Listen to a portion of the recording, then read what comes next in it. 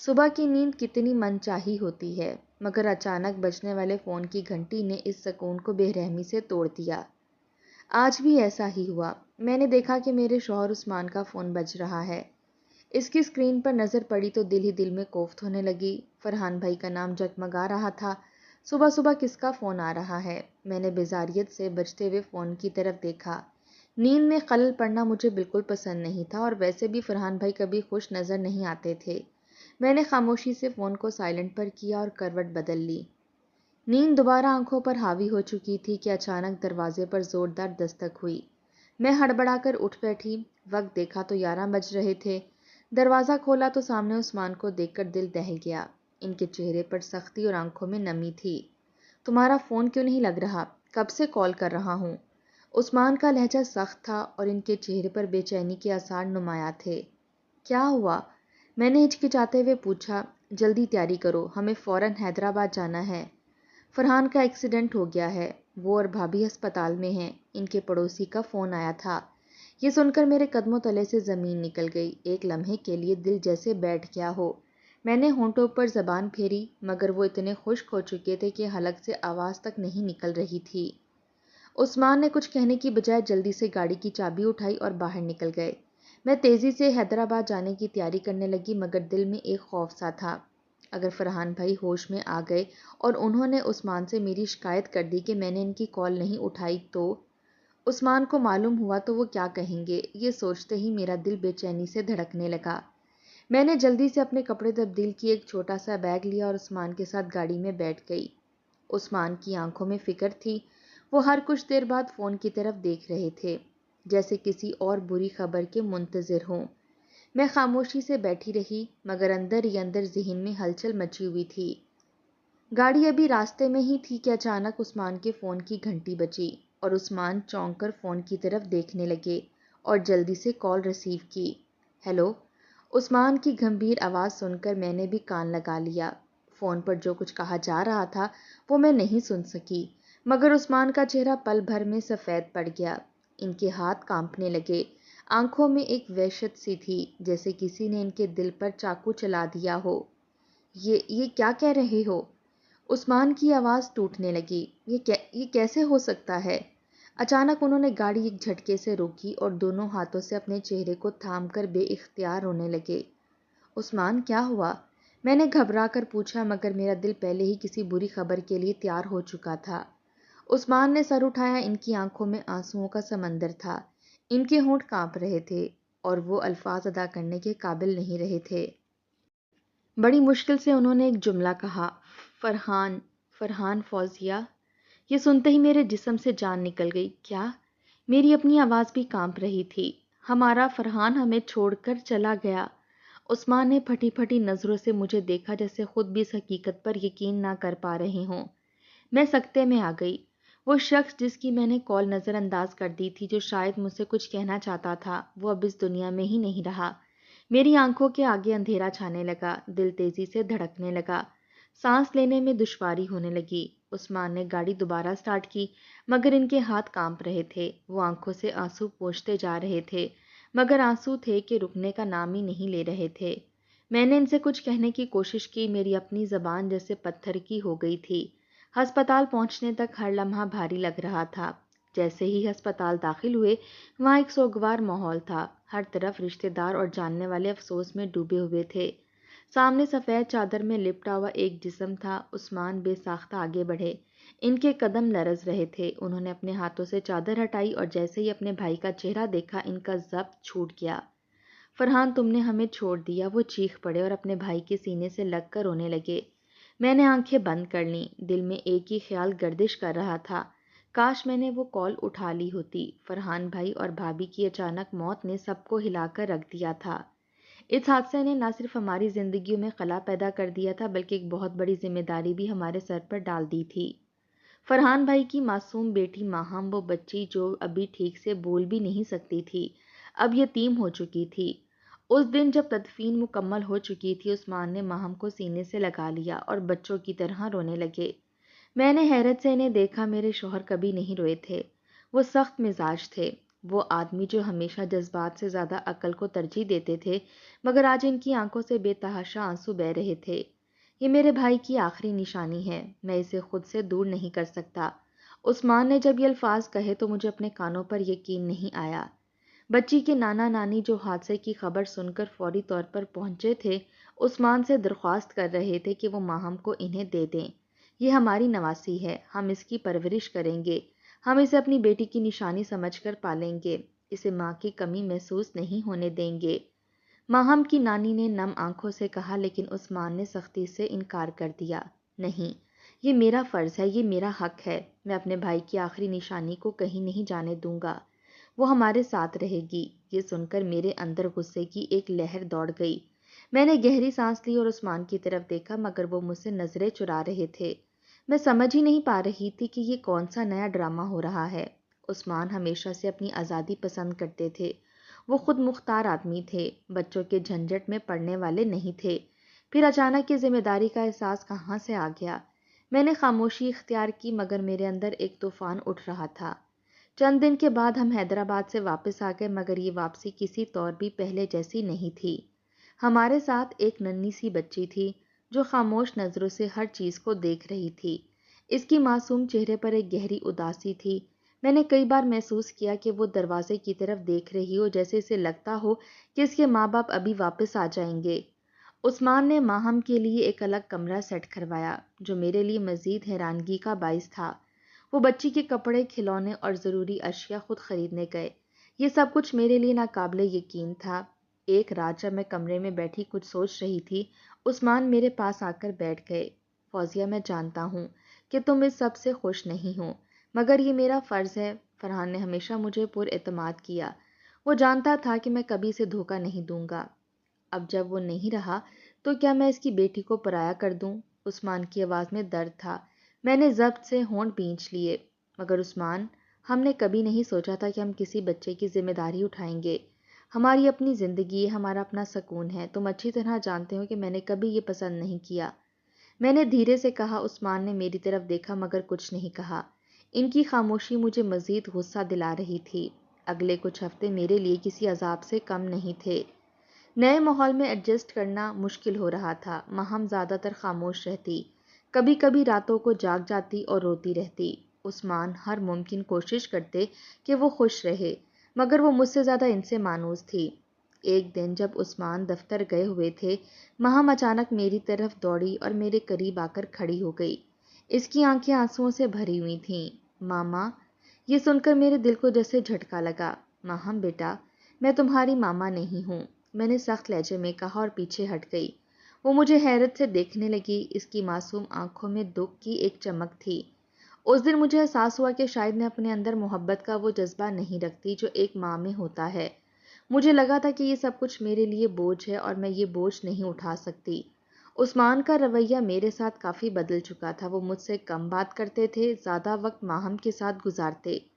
میں نے کئی بار انہیں دیکھتے ہوئے سوچا کہ آخر ان کے اندر یہ کیا ہے؟ کیا وہ واقعی اپنے بھائی کی محبت میں اتنا بدل چکے تھے یا پھر اس کے پیچھے کوئی اور وجہ تھی؟ مجھے ان کے اس رویے پر شدید اعتراض تھا، مگر میں نے اسے اپنی تک محدود رکھا۔ ایک رات جب میں نے عثمان کے فون میں ایک میسج دیکھا تو میرے دل کی دھڑکن رک گئی۔ عثمان بھائی، میں جانتی ہوں کہ آپ ماہم کے لیے سب کچھ کر رہے ہیں، مگر کیا آپ کو یاد ہے کہ فرحان بھائی نے آپ سے کیا کہا تھا؟ آپ وہ بات بھول گئے؟ یہ میسج پڑھ کر میرے ذہن میں سوالات کی ایک نئی دنیا آباد ہو گئی۔ فرحان بھائی نے مرنے سے پہلے آپ کو جو بتانے کی کوشش کی تھی وہی بات۔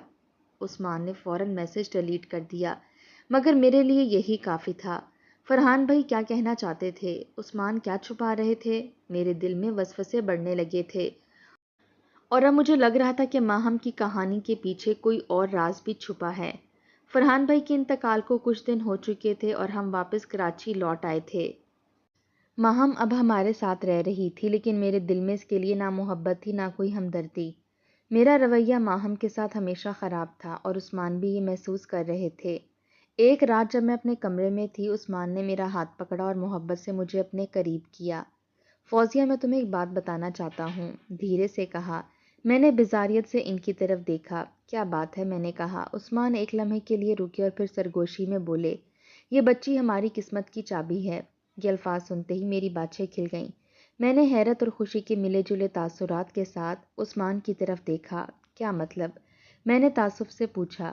سنجیدگی سے میری طرف دیکھا اور کہا، فرحان نے اپنی زندگی میں ایک بہت بڑا سرمایہ جمع کر رکھا تھا اور وہ سرمایہ سیدھا ماہم کے نام ہے۔ اگر ہم اسے اپنے پاس رکھیں تو یہ دولت بھی ہمارے قبضے میں رہے گی۔ ہم چاہیں تو اسے اپنی مرضی کے مطابق استعمال کر سکتے ہیں، مگر اس کے لیے ضروری ہے کہ ماہم کو ہم مکمل اعتماد میں لیں اور وہ ہمیشہ ہمارے ساتھ رہے۔ یہ سنتے ہی میرے دل میں خوشی کی لہر دوڑ گئی۔ جو بچی مجھے ہمیشہ ایک بوجھ لگ رہی تھی، وہی اب ہمارے لیے خوشی کا دروازہ کھولنے والی تھی۔ تو تم نے کیا سوچا ہے؟ میں نے عثمان سے پوچھا۔ میں نے فیصلہ کر لیا ہے کہ ماہم یہیں رہے گی، مگر ہم اسے اس حقیقت سے لا علم رکھیں گے کہ وہ کس قدر قیمتی ہے۔ عثمان نے مسکراتے ہوئے کہا۔ اب میں اس بچی کو بالکل الگ نظر سے دیکھ رہی تھی۔ ماہم بہت خوبصورت بچی تھی۔ اس کی بڑی بڑی آنکھیں دودھ جیسی سفید رنگت اسے فرشتوں جیسا معصوم بناتی تھی، جبکہ میری بیٹی رمیسا شکل و صورت میں ماہم سے بہت کم تر تھی۔ رمیسا کی سانولی رنگت اور عام سے نقوش کی وجہ سے پورے خاندان میں جب بھی دونوں بہنیں اکٹھی ہوتی تو لوگ فوراً تبصرہ کر دیتے، ماہم تو چاند جیسی ہے اور رمیسا بس ٹھیک ہے۔ یہ بات میرے دل میں کانٹے کی طرح چبھتی تھی۔ مجھے رمیسا پر رحم آتا اور ساتھ ہی ماہم کے لیے غصہ بھی بڑھنے لگتا، کیونکہ سب لوگ ہمیشہ ماہم کی تعریف کرتے تھے، میری بیٹی کو کوئی سراہتا نہیں تھا۔ یہ وہی وقت تھا جب میں نے طے کر لیا کہ ماہم کو کبھی وہ مقام نہیں دوں گی جو وہ چاہتی ہے۔ اب میرے پاس موقع تھا کہ اپنی انا کی تسکین کے لیے اس بچی کے ساتھ برا سلوک کر کے اپنے دل کو ٹھنڈک دے سکوں۔ ماہم ذہین تھی، اسے پڑھنے کا شوق تھا اور شاید یہ شوق اس کی ماں نے اسے دیا تھا۔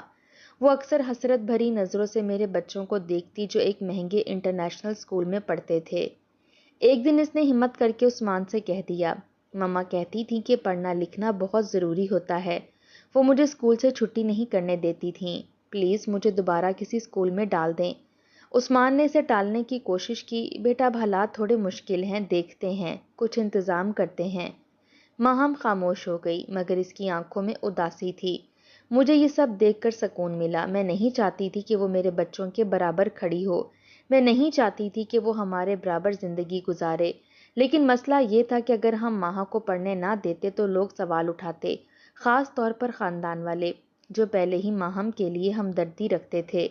ہمیں کچھ ایسا کرنا تھا سب کی زبان بھی بند ہو جائے اور اس کی امیدیں بھی ٹوٹ جائیں۔ ہم نے مشورہ کر کے اسے ایک سرکاری اسکول میں داخل کروا دیا تاکہ کل کو کوئی رشتہ دار ہم پر انگلی نہ اٹھا سکے۔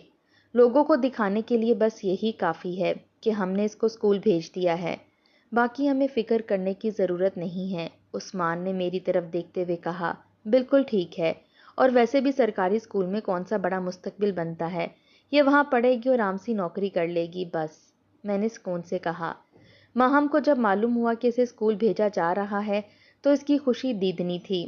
تایا جان، ماما ہوتی تو بہت خوش ہوتی، وہ خوشی سے چہک رہی تھی۔ میں نے طنزیہ مسکراہٹ چھپاتے ہوئے اسے نئے جوتے تھمائے اور سرائیت بھرے لہجے میں کہا، یہ پہن لینا، ورنہ اسکول میں سب جان لیں گے کہ تم کہاں سے آئی ہو۔ اس نے معصومیت سے میری طرف دیکھا، شاید وہ میرے الفاظ کے پیچھے چھپی نفرت کو سمجھ نہیں پائی تھی۔ ماہم کے سرکاری اسکول میں جانے کے بعد میرے دل کو سکون ملا۔ اب وہ میرے بچوں کے ساتھ نہیں بیٹھتی تھی، اب وہ میرے گھر میں ہوتے ہوئے بھی ایک اجنبی بن گئی تھی۔ وہ صبح جلدی اسکول جاتی، شام کو واپس آتی اور اپنے کمرے میں چپ چاپ بیٹھ جاتی۔ کبھی کبھار رات کو اس کے کمرے سے سسکیاں سنائی دیتی، مگر میں نے کبھی جا کر اسے تسلی نہیں دی۔ یہ سب کچھ ضروری ہے فوزی، اگر ہم زیادہ ہمدردی دکھائیں گے تو یہ ہم پر حاوی ہو جائے گی۔ ہمیں صرف اس پر قابو رکھنا ہے تاکہ دولت ہمارے ہاتھ سے نہ نکلے۔ عثمان نے مجھے ایک دن سمجھایا، ہاں میں جانتی ہوں اور یہ اچھی طرح سمجھتی ہوں کہ ہمیں کیا کرنا ہے، میں نے پر اعتماد لہجے میں کہا۔ اب ماہم ہماری زندگی کا حصہ تو تھی، مگر ایک ایسے مہمان کی طرح جسے ہم نے اپنے دل سے کبھی قبول نہیں کیا تھا۔ وہ ہماری قسمت کی چابی تھی، مگر ہمیں اس سے کبھی محبت نہیں تھی، کبھی اپنا نہیں سمجھا۔ ماہم کی ذہانت میرے دل میں حسد اور نفرت کا بیج بو چکی تھی۔ میں نے طے کر لیا کہ اسے کسی بھی طرح آگے نہیں بڑھنے دینا۔ اگر وہ اسی طرح ترقی کرتی رہی تو خاندان میں سب یہی کہیں گے کہ ماہم فرحان بھائی کی بیٹی ہے اور اس کی صلاحیتیں انہی کی طرح اعلیٰ ہیں، جبکہ میرے اپنے بچے جن پر میں نے بے شمار پیسہ لگایا پھر بھی معمولی گریڈز کے ساتھ مشکل سے پاس ہوتے تھے۔ میں کسی قیمت پر یہ برداشت نہیں کر سکتی تھی۔ سب سے پہلے میں نے اس سے گھریلو کاموں میں الجھانا شروع کر دیا۔ وہ صبح اسکول سے آتی تو میں اسے کام پر لگا دیتی، ماں ہم برتن دھو لو، ماں ہم کپڑے استری کر دو، ماں ہم فرش صاف کر دو، ماں ہم کچن کا کام کر لو۔ میں اسے اتنا زیادہ کام دیتی کہ وہ تھکن سے نڈھال ہو جاتی اور اس کے بعد اسے اسکول کا کام کرنے کی فرصت ہی نہ ملتی۔ پھر جب وہ مشکل سے ہوم ورک کرنے بیٹھتی تو میں کوئی نہ کوئی بہانہ بنا کر اس کی کتابیں چھین لیتی تھی۔ یہ کیا ہے؟ اب تم اسکول کے کام میں اتنی محنت کرو گی؟ تمہاری ماں نے تمہیں بہت بگاڑ دیا تھا، میں طنزیہ لہجے میں کہتی اور اس کی کاپی کے صفحات پھاڑ دیتی۔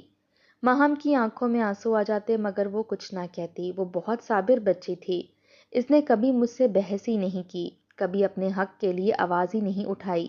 جب بھی وہ تھکن سے ہلکان ہو کر کوئی کام دیر سے کرتی یا تھوڑا سا بھی غلط کر دیتی، میں اسے بے رحمی سے مارتی، میں اسے جھاڑتی اور کبھی چہرے پر تھپڑ رسید کر دیتی، کبھی ہاتھوں پر لکڑی کا چمچ مار دیتی۔ ماہم روتے روتے ایک کونے میں دبک جاتی۔ بعض اوقات وہ عثمان کے پیچھے چھپنے کی کوشش کرتی مگر وہ ہمیشہ آنکھیں چرا لیتے۔ عثمان کئی بار میرے رویے کو دیکھتے مگر وہ مجھ سے کچھ کہنے کی ہمت نہیں کرتے تھے۔ شاید وہ جانتے تھے کہ اگر انہوں نے ماہم کی حمایت کی تو میں گھر میں مزید ہنگامہ کھڑا کر دوں گی۔ ایک دن جب ماہم نے غلطی سے گلاس توڑ دیا تو میں نے غصے میں آ کر اسے زور سے دھکا دے دیا۔ وہ دیوار سے جا ٹکرائی اور اس کا ماتھا پھٹ گیا، خون بہنے لگا مگر وہ چپ چاپ کھڑی رہی۔ یہ سب تیری اپنی غلطی ہے، سارا دن خوابوں میں کھوئی رہتی ہے۔ رات کو جب میں نے دیکھا وہ چپ چاپ اپنے زخم پر ہاتھ رکھے لیٹی تھی۔ میری بے رحمی بڑھتی جا رہی تھی، میں نے اس کے کھانے پینے پر بھی سختی شروع کر دی۔ اگر کبھی عثمان کسی مہنگے ہوٹل سے کھانا لے کر آتے تو میں اسے صاف الفاظ میں کہتی تھی، یہ سب کچھ صرف میرے بچوں کے لیے ہے، ماہم تمہارے لیے سادہ روٹی اور چائے کافی ہے۔ وہ خاموشی سے اپنی پلیٹ ہٹا لیتی اور جو کچھ ملتا وہ کھا لیتی تھی۔ جلدی میرا سلوک اس حد تک پہنچ گیا کہ اگر وہ بیمار ہو جاتی تو میں اسے ڈاکٹر کے پاس بھی لے کر نہ جاتی۔ ایک بار سخت بخار میں مبتلا ہونے کے باوجود وہ گھر کے کام کر رہی تھی۔ میں نے اسے بستر پر سونے کی اجازت نہیں دی بلکہ حکم دیا کہ پورا باورچی خانہ صاف کرے۔ رات کو جب میں اپنے بیڈ روم میں آرام کر رہی تھی تو کمرے کے باہر سے ماہم کی سسکیاں سنائی دیں۔ میں نے جھنجھلا کر دروازہ کھولا۔ اب کیا مسئلہ ہے؟ میرا سر بہت درد کر رہا ہے۔ چاچی، وہ بامشکل بولی، ڈرامے مت کرو، صبح اسکول بھی جانا ہے، میں نے سختی سے کہا اور دروازہ بند کر لیا۔ عثمان پاس ہی لیٹے تھے، انہوں نے ایک نظر میری طرف دیکھا مگر کہا کچھ نہیں۔ اگلی صبح ماہم کی حالت مزید خراب ہو چکی تھی مگر میں نے اسے زبردستی اسکول بھیج دیا۔ عثمان ہر چیز دیکھ رہے تھے مگر وہ خاموش تھے۔ وہ شاید جانتے تھے کہ اگر وہ میرے خلاف کچھ کہیں گے تو میں ایک طوفان کھڑا کر دوں گی۔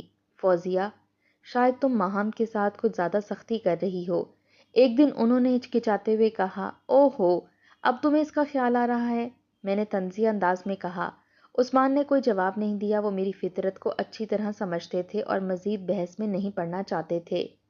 ان تمام مظالم کے باوجود ماہم کی امید ابھی بھی زندہ تھی۔ ایک دن جب عثمان شام کو گھر آئے تو ماہم دوڑتی ہوئی ان کے پاس گئی اور بولی، تایا جان، کیا میں بھی اپنی کلاس کی باقی لڑکیوں کی طرح نئے کپڑے لے سکتی ہوں؟ میری یونیفارم بہت پرانی ہو چکی ہے۔ عثمان کچھ بولنے والے تھے کہ میں نے فوراً مداخلت کر دی، نئے کپڑوں کی ضرورت نہیں ہے، پرانے کافی ہیں اور زیادہ نخرے نہ دکھاؤ۔ ماہم کی آنکھیں بجھ گئیں۔ اس دن میں نے اس کے چہرے پر پہلی بار ہار مانی ہوئی دیکھی، جیسے وہ سمجھ چکی ہو کہ وہ کبھی بھی ہمارے دل میں جگہ نہیں بنا پائے گی۔ میں نے دل میں سوچا، یہی تو میں چاہتی تھی، یہ جان لے کہ یہ ہمارے ساتھ رہ سکتی ہے مگر ہماری جیسی کبھی نہیں بن سکتی۔ ماہم کی یہ بے بسی زیادہ دیر قائم نہیں رہنے والی تھی۔ تقدیر کے کھیل نرالے ہوتے ہیں اور شاید قدرت نے میرے لیے کچھ ایسا سوچ رکھا تھا جس کا میں نے کبھی تصور بھی نہیں کیا تھا۔ جب سے ماہم ہمارے گھر آئی تھی جیسے قسمت نے ہم پر مہربانی شروع کر دی تھی۔ میں نے کبھی نہیں سوچا تھا کہ اس بچی کی بدولت ہمیں اتنا مالی فائدہ ہوگا۔ فرحان بھائی کا پراپرٹی کا بزنس کافی مضبوط تھا اور ان کے قریبی دوست ہر مہینے ایک اچھی خاصی رقم بھجوا دیتے تھے۔ یہ رقم بظاہر ماہم کی ضروریات اور مستقبل کے لیے تھی لیکن میں اور عثمان اسے اپنے فائدے کے لیے استعمال کرنے لگے۔ عثمان نے اپنے بزنس میں مزید انویسٹ شروع کر دی جبکہ میں نے اپنے بچوں کی عیاشیوں میں کوئی کمی نہیں آنے دی۔ ماہم کی ضرورتیں پوری کرنے کے بہانے ہم اپنی سہولتوں میں اضافہ کرتے جا رہے تھے اور وہ بیچاری اس حقیقت سے بے خبر رہتی تھی۔ ماہم دن رات گھر کے کاموں میں جٹی رہتی، نہ اچھے کپڑے، نہ سکون، نہ کسی سے بات کرنے کی اجازت۔ لیکن اس بچی میں ایک عجیب سی طاقت تھی، وہ ہر ظلم سہ کر بھی زندہ رہتی تھی۔ ایک دن میں کسی ضروری کام سے گھر سے باہر گئی ہوئی تھی، عثمان دفتر میں تھے۔ وہ ہمیشہ کی طرح گھر کے کاموں میں لگی ہوئی تھی۔ اسی دوران دروازے پر دستک ہوئی اور ہماری پڑوسن بیگم گھر آ گئیں۔ کون ہے؟ ماہام نے دروازہ کھولتے ہوئے پوچھا۔ ارے بیٹا، میں صبیہ خالہ، تمہاری چچی نہیں ہے کیا؟ پڑوسن نے مسکرا کر کہا۔ ماہام نے سر جھکا کر جواب دیا، جی وہ گھر پر نہیں ہے۔ صبیہ بیگم نے حیرانگی سے ماہم کا سر دیکھا۔ وہ پسینے میں شرابور، سادہ کپڑوں میں ملبوس اور ہاتھوں میں صابن کی جھاگ لگائے کھڑی تھی۔ یہ کیا حال بنایا ہوا ہے؟ صبیہ بیگم نے حیرت سے پوچھا۔ میں بس کپڑے دھو رہی تھی، امی کہتی ہیں کام کرنا چاہیے، کام کرنے والے بچوں کو اللہ پسند کرتا ہے، ماہم نے معصومیت سے جواب دیا۔ یہ سن کر صبیہ بیگم کے ماتھے پر بل پڑ گئے۔ مگر بیٹا، تمہارے تایا اور تائی تو بہت خوشحال لوگ ہیں، تمہیں تو آرام کرنا چاہیے، پڑھائی پر دھیان دینا چاہیے، تمہاری ماں تو تمہیں بہت نازوں میں پال رہی تھی، تمہیں یہ سب کرنے کی ضرورت نہیں ہے۔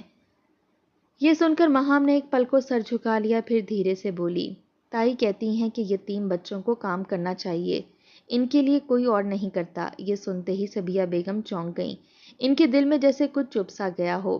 بیٹا، کیا تم ٹھیک ہو؟ کوئی تمہیں کچھ کہتا تو نہیں؟ انہوں نے نرمی سے پوچھا۔ ماہم نے سر جھکا لیا اور بس اتنا کہا، میں اپنے دوست سے کہوں گی، وہ مجھے انصاف دلائے گا۔ یہ سن کر صبیہ بیگم حیران ہو گئیں۔ دوست؟ کون سا دوست؟ میرا ایک دوست ہے، وہ کہتا ہے کہ یتیموں کے ساتھ اچھا سلوک کرنا چاہیے، وہ بہت اچھا ہے، وہ میری مدد کرے گا۔ ماہم کی آواز میں امید کی ایک کرن تھی۔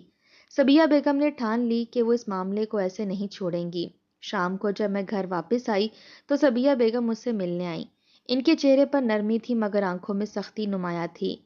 فوزیہ، میں تم سے ایک بات کرنا چاہتی ہوں۔ جی خالہ، خیریت؟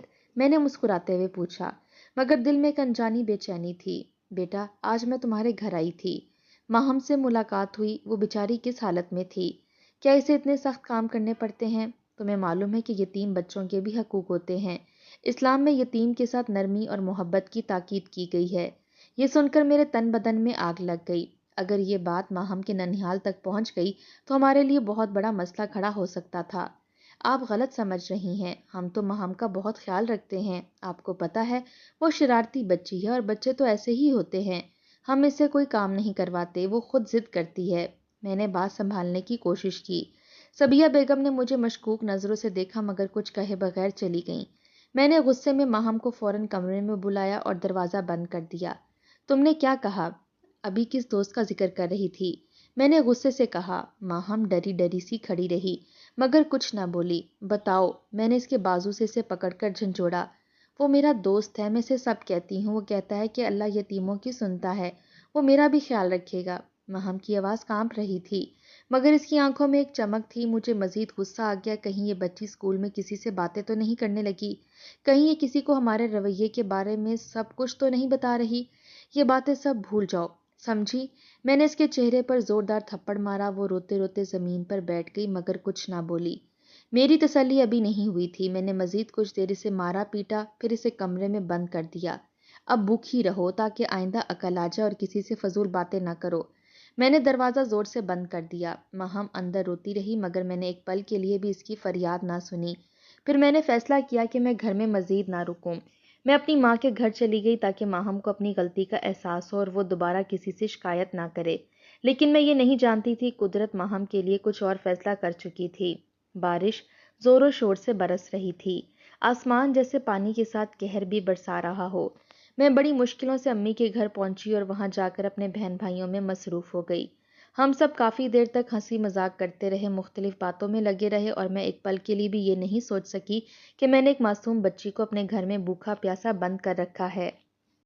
بارش رات بھر جاری رہی اور میں واپس گھر نہ جا سکی۔ عثمان نے بھی فون پر کہہ دیا کہ موسم بہت خراب ہے، وہ بھی گھر نہیں جا سکتے، اور میں نے سکون کا سانس لیا کہ چلو ایک اور رات آرام سے گزر جائے گی۔ لیکن اگلی صبح امی کے گھر ایسا حادثہ ہوا کہ میرے قدموں کے نیچے سے زمین نکل گئی۔ میرا اکلوتا بیٹا حمزہ اپنی کزن کے ساتھ چھت پر کھیل رہا تھا۔ موسم خوشگوار تھا اور بچوں کو بارش کے بعد ٹھنڈی ہوا میں کھیلنا بہت اچھا لگ رہا تھا۔ میں بھی کچن میں امی کے ساتھ بیٹھی باتیں کر رہی تھی کہ اچانک گھر میں شور مچ گیا۔ حمزہ گر گیا۔ کسی کی چیخ سن کر میرے ہاتھ سے پانی کا گلاس چھوٹ کر زمین پر گر پڑا۔ میں بھاگتی ہوئی باہر نکلی تو دیکھا حمزہ زمین پر بے حس و حرکت پڑا تھا۔ اس کے ارد گرد سب لوگ جمع تھے، کوئی اسے اٹھانے کی کوشش کر رہا تھا، کوئی پانی کے چھینٹے مار رہا تھا، مگر وہ بے ہوش پڑا تھا۔ حمزہ میری جان آنکھیں کھولو، میں نے اس کے چہرے کو اپنے ہاتھوں میں تھاما مگر وہ بالکل ساکت تھا۔ جلدی سے ہسپتال لے چلو، عثمان نے چیختے ہوئے کہا، اور ہم سب اسے فوراً گاڑی میں ڈال کر ہسپتال بھاگے۔ راستے میں میرے آنسو رکنے کا نام نہیں لے رہے تھے۔ میں بار بار اللہ سے دعا کر رہی تھی کہ میرا بیٹا ٹھیک ہو جائے۔ یا اللہ، میرا بچہ محفوظ رہے، میں تجھ سے رحم کی بھیک مانگتی ہوں۔ میں بار بار پڑھتی جا رہی تھی مگر میرے دل میں عجیب سا خوف بھی پل رہا تھا۔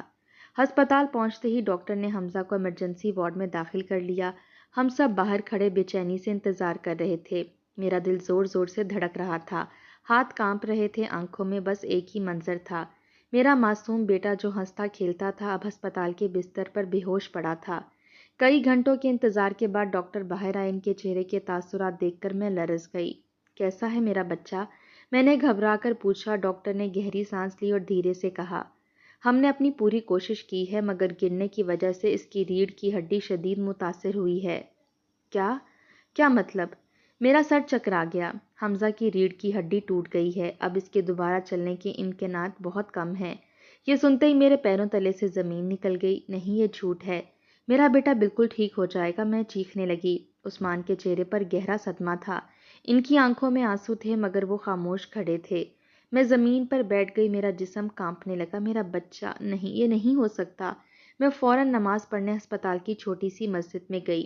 میرا دل خوف سے کانپ رہا تھا۔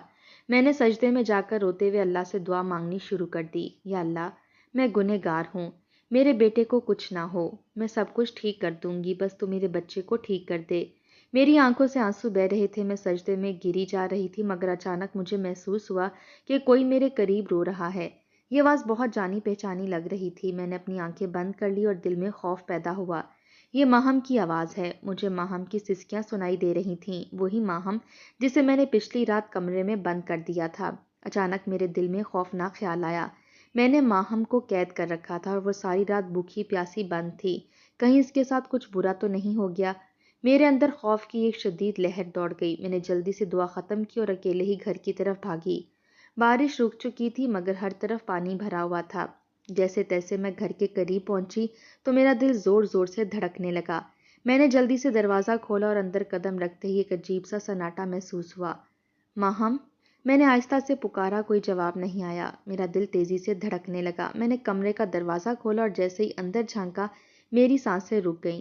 اندر جا کر میرا دل ایک لمحے کے لیے رک سا گیا۔ کمرہ خالی تھا، ماہم وہاں نہیں تھی۔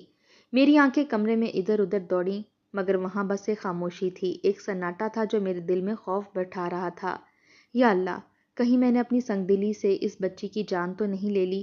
ماہم کے کمرے کے کونے کونے میں نظر ڈالی، جہاں جائے نماز بچھی ہوئی تھی وہاں ایک چھوٹا سا کاغذ رکھا تھا۔ میرے قدم خود بخود اس کی طرف بڑھ گئے اور کانپتے ہاتھوں سے میں نے وہ کاغذ اٹھایا۔ جیسے ہی میری نظریں اس پر پڑی میری روح کانپ گئی۔ یہ ماہم کا خط تھا جو اس نے اللہ کو لکھا تھا۔ پیارے اللہ جی، آپ تو سب جانتے ہیں مگر پھر بھی میں آپ سے شکایت کرنا چاہتی ہوں۔ میری تائی مجھ سے بہت برا سلوک کرتی ہیں، وہ مجھے اچھے کپڑے نہیں دیتی، مجھے بہت مارتی ہیں، مجھے کھانا بھی ٹھیک سے نہیں ملتا۔ میں نے تایا جان سے کئی بار کہا کہ مجھے اسکول میں اچھے سے پڑھنا ہے مگر تائی کہتی ہیں کہ میں یتیم ہوں، مجھے پڑھنے کی ضرورت نہیں۔ اللہ جی، کیا میں واقعی اچھی چیزوں کے قابل نہیں ہوں؟ ماما ہمیشہ کہتی تھیں کہ اللہ سب دیکھتا ہے، وہ یتیموں سے پیار کرتا ہے۔ اللہ جی، اگر آپ واقعی مجھے دیکھ رہے ہیں تو مجھے میرے ماما بابا کے پاس بلا لیں، یا پھر مجھے کسی ایسی جگہ لے جائیں جہاں کوئی مجھے مارے نہ، مجھے برا بھلا نہ کہے، مجھے پڑھنے سے نہ روکے۔ میں نے اپنی ماما سے وعدہ کیا تھا کہ میں بڑی ہو کر اچھی بچی بنوں گی مگر تائی کہتی ہیں کہ میں فضول ہوں۔ اللہ جی، اگر آپ میری بات سن رہے ہیں تو پلیز مجھے کہیں اور لے جائیں، آپ کی چھوٹی سی بندی۔ میرے ہاتھ سے وہ خط گر گیا، میرا جسم کانپنے لگا، میں گہری شرمندگی کے گڑھے میں گر چکی تھی۔ یہ میں نے کیا کر دیا؟ ایک چھوٹی سی بچی کو اللہ پر اتنا یقین تھا، اس نے اپنی تکلیفیں کسی انسان سے نہیں کہیں بلکہ سیدھا اللہ سے شکایت لگائی تھی، اور میں جو اتنی بڑی اور سمجھدار تھی یہ بھول چکی تھی کہ اللہ کسی چیز سے غافل نہیں۔ اللہ نے مجھے میرے ظلم کی سزا دے دی۔ میں وہیں جائے نماز پر سجدے میں گر گئی اور پھوٹ پھوٹ کر رونے لگی۔ یا اللہ، میں بہت گنہگار ہوں، میں نے ایک یتیم بچی پر ظلم کیا، میں نے اس کے ساتھ ایسا سلوک کیا جس کا کوئی حق نہیں تھا۔ میری ہچکیاں بند گئیں، میں مسلسل اللہ سے اپنے گناہوں کی معافی مانگ رہی تھی۔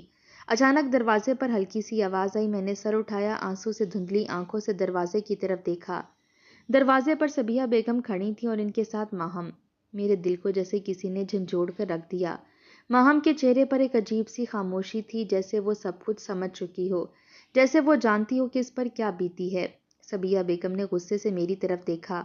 فوزیہ، تم انسان ہو یا پتھر؟ یہ معصوم بچی تمہاری بھتیجی ہے اور تم نے اسے کمرے میں بند کر دیا تھا۔ میری زبان جیسے تالو سے چپک گئی، میں کچھ کہنے کے قابل نہیں تھی۔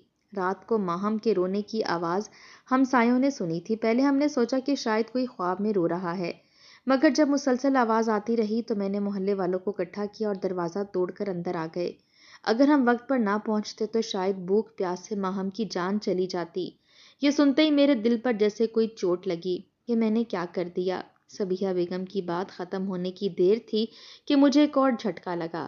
ماہم کے نانا نانی کو اطلاع دے دی گئی تھی۔ ماہم کو تو انصاف مل چکا تھا اور مجھے بھی سزا مل چکی تھی۔